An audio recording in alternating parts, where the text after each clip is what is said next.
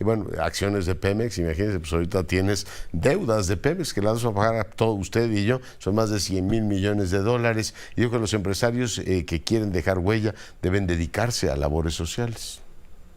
Lo que deben hacer es en vida dedicarse a labores sociales. Es que trabajar para los demás, el buscar que los demás estén bien, el tener, por ejemplo, el caso de las fundaciones, que las fundaciones no sean dar, sino involucrarse. Y vamos con un agudo observador de la vida pública de este país, director del Economista. El día de hoy adelanta su participación en este espacio. Luis Miguel González, ¿cómo estás?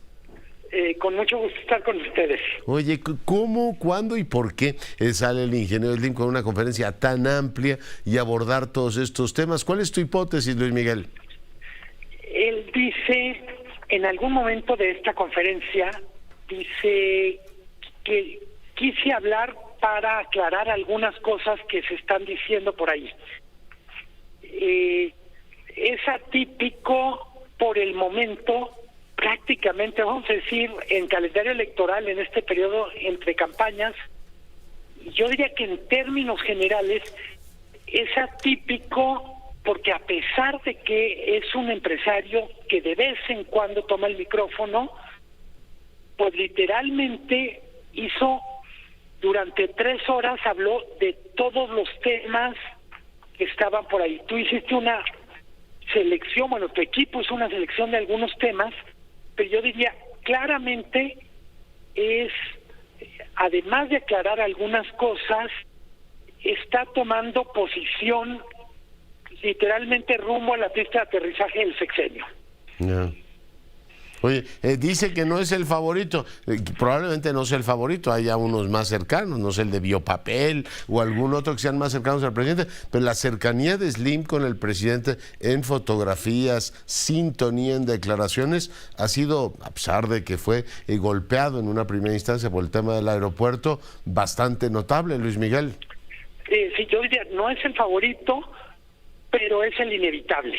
No hay manera que un presidente esté en Palacio Nacional o en Los Pinos en otro momento sin que tenga que estar dialogando con Slim, porque es un empresario relevante en telecomunicaciones, pues yo diría en construcción, en infraestructura, y ahora en energía en sector también, ¿no? Financiera, en energía. Entonces yo diría, da lo mismo cuál sea en el principio del sexenio la relación del presidente con el ingeniero Slim, tarde o temprano termina estando en la mesa y obviamente su opinión cuenta, porque también hay que decirlo, lo que él decide invertir, dónde lo invierte, y me refiero sector o país, mueve la aguja en México. Sí. Pero no ha habido, digamos, una, por lo menos públicamente, una discrepancia o que el ingeniero muestre alguna inquietud, por ejemplo, con la reforma judicial. Hoy creo que ni la mencionó, ¿no? No, de discrepancia habla de, no me dieron, la mejor prueba de que no soy el favorito del presidente es que no me han dado la televisión de paga como parte del título de concesión de Telmex, y un poco aclara, tampoco lo hicieron en otro momento los anteriores presidentes, y de ahí explica un poco que este título o este permiso para hacer televisión de paga le hubiera permitido revertir los números de Telmex, pues que lo que nos cuenta o lo que contó en la conferencia es punto menos que una empresa con focos tan rojos como los de Pemex. Yeah.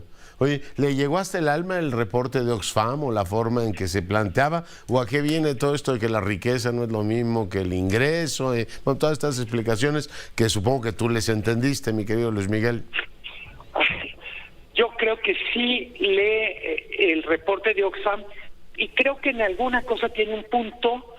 Pues al final el gran tema de repartir la riqueza es seguirla generando,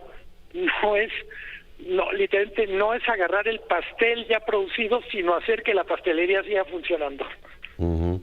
Oye, sobre el tema de la línea 12 del metro, supongo que es asunto ya juzgado. Él dice que no fue un problema de origen, él ya pagó la reparación. Asunto o caso juzgado, Luis Miguel. Creo que en ese punto lo que podemos decir como comunicadores, tú y yo, y quienes nos están escuchando deben tenerlo en cuenta, al final la forma en que se resolvió es muy poco transparente. Y respecto a, bueno, si pagó, cuánto pagó, me refiero, es relevante lo que diga Slim, porque su constructora, bueno, una constructora propiedad de él, pues estaba encargada de la construcción de la obra, y vamos a decir que la manera en que se resolvió aquí le salió barata comparada con cómo le hubiera costado si eso hubiera ocurrido en Estados Unidos o en Europa, por ejemplo.